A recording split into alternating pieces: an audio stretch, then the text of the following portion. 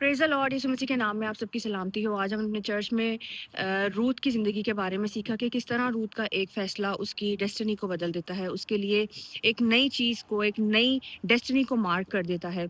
Ruth और उर्फ़ा दोनों ही Noemie के साथ, अपनी सास के साथ ये कहकर निकलती हैं कि हम तेरे साथ रहेंगी। लेकिन जब उनकी सास उससे कहती है कि मेरे पास तो और औलाद नहीं है, ना ही मेरे रहम में और औलाद मैं पैदा कर सकती हूँ तुम्हारे लिए, और अगर मैं पैदा कर भी पाऊँ तो क्या तुम उनका इंतज़ार करोगी? तो जो उर्फ़ा होती है वो वापस अपने मैके को चली जाती है, वो वापस अपने पास्ट में चली जाती है, वो उन खुदाओं के आगे वापस झुकने को चली जाती है। लेकिन रूथ अपनी सास के साथ जुड़ी रहती है और रूथ का ये फ़ैसला उसकी ज़िंदगी को बदल देता है। बेशक उनके रास्ते में रुकावटें थीं, बेशक उनको मुश्किलों का सामना करना पड़ा।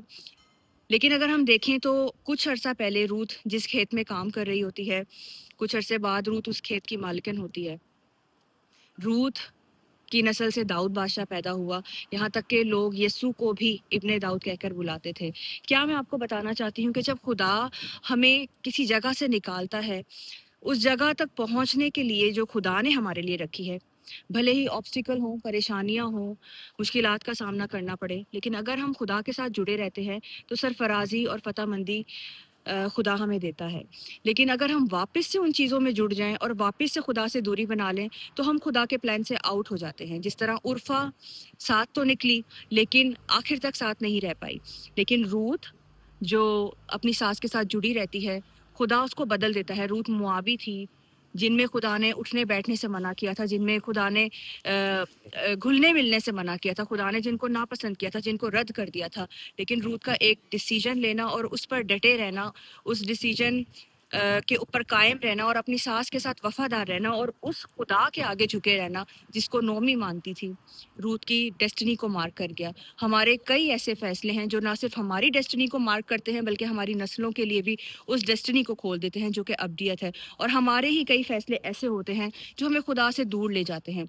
आज आप अपनी ज़िंदगी में कौन से फैसले ले रहे हैं? हम बहुत थोड़े दिन रह गए हैं कि हम नए साल में दाखिल हों। अच्छे फैसले लें, खुदा के साथ जुड़ने की ज़रूरत है, खुदा से दूर मत हों, क्योंकि यीशु से बाहर इस दुनिया में कुछ नहीं रखा। जो कुछ भी है यीशु के साथ रहते हुए हम पा सकते हैं, यीशु में होते हुए पा सकते हैं। और कलाम हमें सिखाता है कि जो आखिर तक बर्दाश्त करेगा, वही ताज को हासिल करेगा। आज आप उस ताज को लेना चाहते हैं या उसे खोना चाहते हैं? उस दरवाज़े को जो यीशु ने आपके लिए खोला है, उसमें दाखिल होना चाहते हैं या फिर उससे बाहर रहना चाहते हैं? God bless you all.